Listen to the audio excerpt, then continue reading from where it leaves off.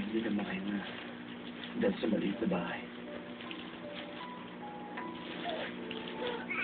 Hindi ko naman kailangan tumira dito eh.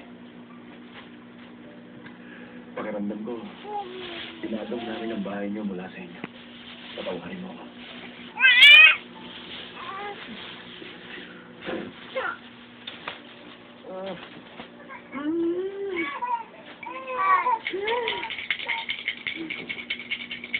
Papa, Mama, handa ng almusal. Ay, naku.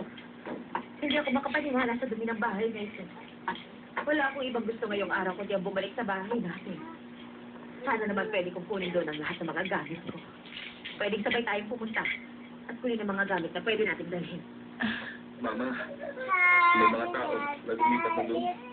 Teka, nabenta na ni Lady May ng bahay natin. Ganun kabilis niya ninaibenta.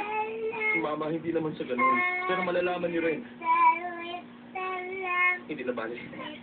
Basta sana lang magbago ang isip niya.